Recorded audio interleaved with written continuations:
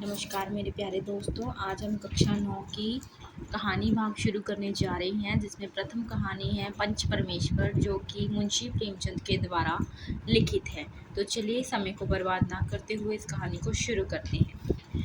जुम्मन शेख और अलगू चौधरी में गाढ़ी मित्रता थी। यानी कि हमारे पास दो पात्र चित्रण आते हैं, एक है जुम्मन शेख और दूसरा है अलगू चौधरी। इनके नाम से ही पता चलता है कि इनमें एक मुस्लिम है और दूसरा हिंदू है। पर ये दोनों आपस में काफ़ी अच्छे दोस्त थे। साझे में खेती होती थी, यानी कि ये दोनों मिलकर खेती करते थे। कुछ लेन देन में भी साझा था। एक दूसरे पर अटल विश्वास था, यानी कि ये दोनों एक दूसरे पर बहुत अच्छी तरीके से विश्वास करते थे। जुम्मन जब हज करने गए थे, मतलब क्योंकि मैंने आपको बताया जुम्मन है जो वो मुस्लिम है, तो इसलिए जब वह हज करने गए तो उन्होंने अपना घर अलगू को सौंप दिया। और अलगू जब भी कभी बाहर जाते तो जुम्मन पर अपना घर छोड़ देते। उनमें ना खान पान का व्यवहार था, ना धर्म का नाता, केवल विचार मिलते थे। अर्थात वह अलग अलग जात के होते हुए भी उनमें किसी तरह का कोई भेदभाव नहीं था। उनके विचार थे जो वो मिलते थे। मित्रता का यही मूल मंत्र है। ये बात बिल्कुल सच है। हमें मित्रता जात पात के आधार पर नहीं करनी चाहिए, बल्कि हमारी सोच, हमारे विचार मिलने चाहिए। यही मित्रता का सबसे बड़ा मूल मंत्र है। जुम्मन शेख एक बूढ़ी खाला, खाला किसे कहते हैं? मौसी को। तो जुम्मन शेख की एक बूढ़ी मौसी थी। उसके पास कुछ थोड़ी सी मिल्कियत थी, परंतु निकट संबंधियों में कोई ना था। यानी कि जो खाला थी उनके पास थोड़ी बहुत प्रॉपर्टी थी, पर उनका कोई रिलेटिव नहीं था। जुम्मन ने लंबे चौड़े वादे करके यह मिल्कियत अपने नाम लिखवा ली। तो जो जुम्मन था उसने अपनी मौसी को बातों में फंसाकर उससे वादे कर कर उसकी जो थोड़ी बहुत प्रॉपर्टी थी, मिल्कियत थी, वो अपने नाम लिखवा ली। जब तक उसकी रजिस्ट्री ना हुई थी तब तक खाला जान का खूब आदर सत्कार किया गया। यानी कि जब तक रजिस्ट्री क्या होता है, किसी भी हम प्रॉपर्टी के संबंध में जो लिखा पढ़ी होती है उसे रजिस्ट्री कहते हैं। तो अभी तक वह हुई ना थी, तब तक तो उसने अपनी मौसी का, खाला जान का बहुत ध्यान रखा। हलवे पुलाव की वर्षा से की गई, पर रजिस्ट्री की मोहर ने इन खातिरदारियों पर मोहर लगा दी। पर जैसे ही पूरी मलकियत उसके नाम हुई, रजिस्ट्री हुई, उसने उनकी खातिरदारी बंद कर दी। जुम्मन की पत्नी करीमन, अब जो जुम्मन की पत्नी है उसका नाम क्या है? उसका नाम है करीमन। रोटियों के साथ कड़वी बातों के कुछ तेज तीखे सालन भी देने लगी। यानी कि अब वह खाला को ताने मारने लगी। जुम्मन शेख भी निष्ठुर हो गए, मतलब वह भी बदल गए। अब बेचारी खाला जान को प्राय नित्य ही ऐसी बातें सुननी पड़ती और उन्हें बहुत कुछ सुनने को मिलता, जैसे कि गुड़िया न जाने कब तक जिएगी, 2-3 बीघे ऊसर क्या दे दिया, मानो मोल ले लिया है, बघारी दाल के बिना रोटियां नहीं उतरती, जितना रुपया इसके पेट में झोंक चुके उतने से अब तक गांव मोल ले लेते। ऐसे ही और पता नहीं कितनी तरह के ताने रोज मौसी को सुनने पड़ते। कुछ दिन खाला जान ने सुना और सहा, परंतु जब सहा न गया तब जुम्मन से शिकायत की। जुम्मन ने स्थानीय कर्मचारी गृहस्वामिनी के प्रबंध में दखल देना उचित न समझा, पर जो जुम्मन था उसने अपनी पत्नी के आगे कुछ नहीं बोला। अंत में एक दिन खाला ने जुम्मन से कहा, बेटा तुम्हारे साथ मेरा निर्वाह ना होगा, यानी कि अब मैं तुम्हारे साथ नहीं रह सकती। तुम मुझे रुपया दे दिया करो, मैं अपना पका लूँगी। यानी कि उसने कहा कि अब वह उनके घर पर नहीं खाएगी, बल्कि वह उसे खर्चा दे दें, वह खुद ही बना खा लेगी। जुम्मन ने धृष्टता के साथ उत्तर दिया, रुपया क्या यह फलते हैं? अर्थात उसने गुस्से से कहा कि जो रुपये हैं वह क्या फलते हैं? खाला ने नम्रता से कहा, मुझे कुछ रूखा सूखा चाहिए भी कि नहीं, अर्थात मुझे जीवन जीने के लिए कुछ तो चाहिए ही होगा ना। जुम्मन ने गंभीर स्वर में जवाब दिया, तो कोई यह थोड़ी ही समझा था कि तुम मौत से लड़कर आई हो। खाला बिगड़ गई, यानी कि वह नाराज़ हो गई ये सारी बातें सुन के। उन्होंने पंचायत करने की धमकी दी। जुम्मन हंसे, जिस तरह कोई शिकार हिरन को जाल की तरफ जाते देखकर मन ही मन हंसता है। वह बोले, हाँ जरूर पंचायत करो, फैसला हो जाए। मुझे भी यह दिन रात की खटपट पसंद नहीं। पंचायत में किसकी जीत होगी, इस विषय में जुम्मन को कुछ भी संदेह न था। यानी कि वो बहुत ज़्यादा ओवर कॉन्फिडेंट था कि जीत उसकी ही होगी। आसपास के गांव में ऐसा कौन था जो उसके अनुग्रहों का ऋणी ना हो, यानी कि सभी गांव वाले उसके ऋणी थे। ऐसा कौन था जो उसको शत्रु बनाने का साहस कर सके। किसमें इतना बल था जो उसका सामना कर सके। आसमान के फरिश्ते तो पंचायत करने आवेंगे नहीं। इसके बाद कई दिन तक बूढ़ी खाला हाथ में एक लकड़ी लिए आसपास के गांव में दौड़ती रही। कमर झुककर कमान हो गई थी। बिरला ही कोई भला आदमी होगा जिसके सामने बुढ़िया ने दुख के आंसू ना बहाए हों। ऐसे न्यायप्रिय, दयालु, दीन वत्सल पुरुष बहुत कम थे जिन्होंने उस अबला के दुखड़े को गौर से सुना हो और उसको सांत्वना यानी कि हमदर्दी दी हो। चारों ओर घूम घाम कर बेचारी अलगू चौधरी के पास आई। बेटा, तुम भी दम भर के लिए मेरी पंचायत में चले आना।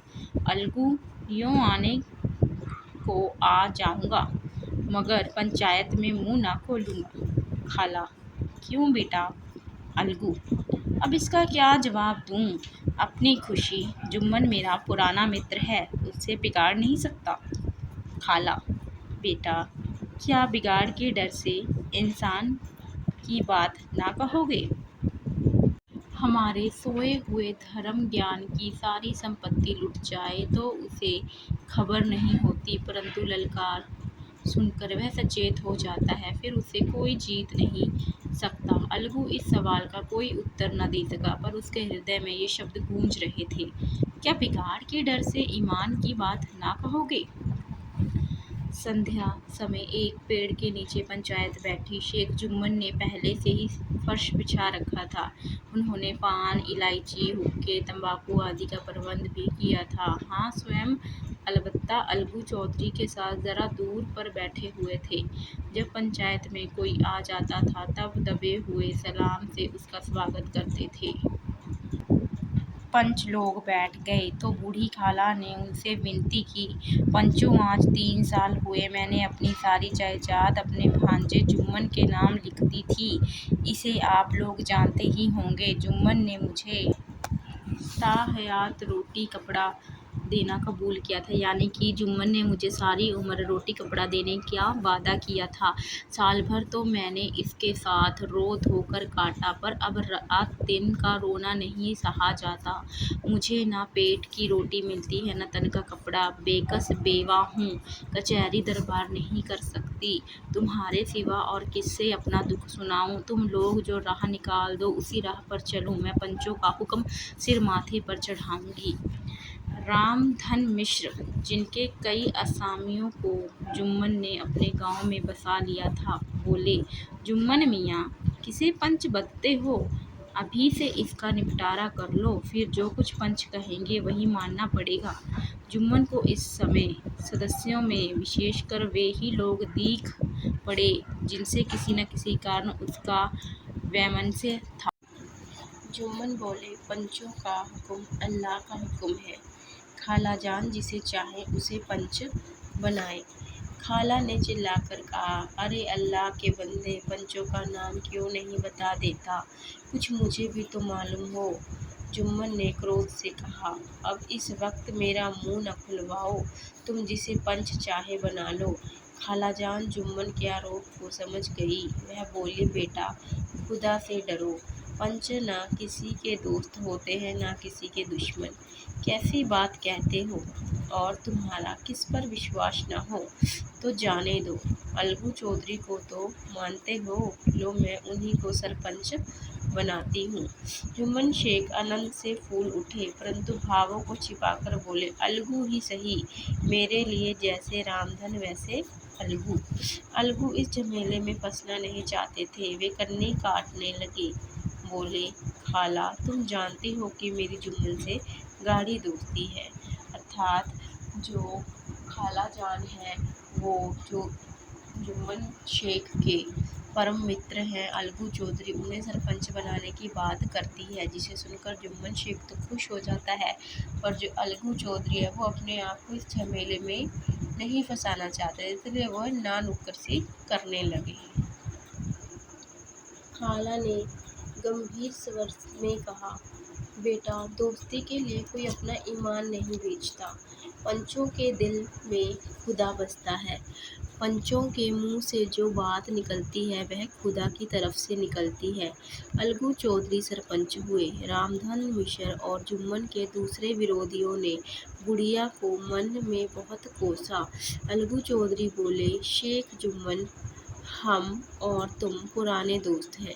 जब काम पड़ा तुमने हमारी मदद की है और हम भी जो कुछ बन पड़ा तुम्हारी सेवा करते रहे हैं, मगर इस समय तुम और बूढ़ी खाला दोनों हमारी निगाह में बराबर हो। तुमको पंचों से जो कुछ अर्जी करनी हो करो। जुम्मन को पूरा विश्वास था कि अब बाजी मेरी है। अलगू यह सब दिखावे की बातें कर रहा है। अतएव शांतचित्त होकर बोले, पंचों, 3 साल हुए खालाजान ने अपनी जायदाद मेरे नाम लिख दी है। मैंने उन्हें ताहयात खाना कपड़ा देना कबूल किया था। खुदा गवाह है कि आज तक मैंने खालाजान को कोई तकलीफ नहीं दी। मैं उन्हें अपनी माँ के समान समझता हूँ। उनकी खिदमत करना मेरा फर्ज है, मगर औरतों में ज़रा अनबन रहती है, इसमें मेरा क्या बस है। खालाजान मुझसे माहवार खर्च अलग मांगती है। जायदाद जितनी है वह पंचों से छिपी नहीं, उससे इतना मुनाफा नहीं होता कि माहवार खर्च दे सकूं।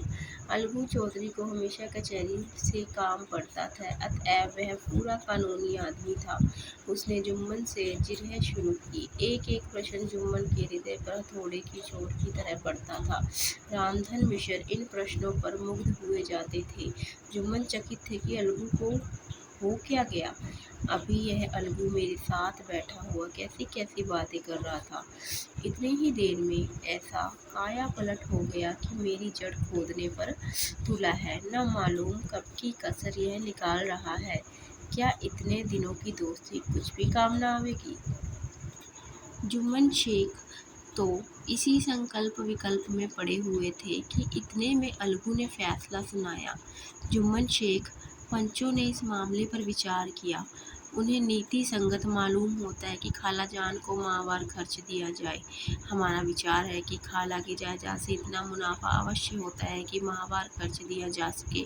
बस यही हमारा फैसला है। अगर जुम्मन को खर्च देना मंजूर ना हो तो संपत्ति की वह रजिस्ट्री रद्द समझी जाए। यह फैसला सुनते ही जुम्मन सन्नाटे में आ गए, मगर रामधन मिश्र और अन्य पंच अलगू चौधरी की इस नीति परायणता की प्रशंसा की खोलकर कर रहे थे। वे कहते थे, इसका नाम पंचायत है, दूध का दूध और पानी का पानी कर दिया। दोस्ती दोस्ती की जगह है, किंतु धर्म का पालन करना मुख्य है। ऐसे ही सत्यवादियों के बल पर पृथ्वी ठहरी है, नहीं तो वह कब की रसातल में चली जाती। इस फैसले ने अलगू और जुम्मन की दोस्ती की जड़ हिला दी। अब वे साथ साथ बातें करते नहीं दिखाई देते। इतना पुराना मित्रता रूपी वृक्ष सत्य का एक छौंका भी न सह सका। सचमुच वह बालू की ही जमीन पर खड़ा था। उनमें अब शिष्टाचार का अधिक व्यवहार होने लगा। एक दूसरे की आवभगत ज्यादा करने लगे। वे मिलते जुलते थे, मगर उसी तरह जैसे तलवार से ढाल मिलती है। जुम्मन के चित्त में मित्र की कुटिलता आठों पहर खटका करती थी। उसे हर घड़ी यही चिंता रहती थी कि किसी तरह बदला लेने का अवसर मिले। अच्छे कामों की सिद्धि में बड़ी देर लगती है, परंतु बुरे कामों की सिद्धि में यह बात नहीं होती। जुम्मन को भी बदला लेने का अवसर जल्द मिल गया। पिछले साल अलगू चौधरी बटेसर से बैलों की एक बहुत अच्छी जोड़ी मोल लाए थे। बैल पछाही जाति के सुंदर बड़े बड़े सींगों वाले थे। महीनों तक आपस के गांव के लोग उनके दर्शन करते रहे। दैवयोग से जुम्मन की पंचायत के 1 महीने बाद इस जोड़े का एक बैल मर गया। जुम्मन ने दोस्तों से कहा, यह दगाबाजी की सजा है। इंसान सब्र भले ही कर जाए, पर खुदा नेक बद सब देखता है। अब अकेला बैल किस काम का? उसका जोड़ बहुत ढूंढा गया, पर ना मिला, तो निश्चय हुआ कि इसे बेच डालना चाहिए। गांव में एक समझू साहू थे। वे इक्का गाड़ी हाँकते थे। गांव से गुड़ घी लादकर मंडी ले जाते थे। मंडी से तेल नमक भर लाते थे और गांव में बेचते। इस बैल पर उनका मन लहराया। उन्होंने सोचा, यह बैल हाथ लगे तो दिन भर में बेख टके 3 खेप हों। आजकल तो एक ही खेप में लाले पड़ते रहते हैं। बैल देखा, गाड़ी में दौड़ाया, मोल तोल किया और उसे लाकर द्वार पर बांध ही दिया। 1 महीने में दाम चुकाने का वादा ठहरा। चौधरी को भी गरज थी ही, घाटे की परवाह न की।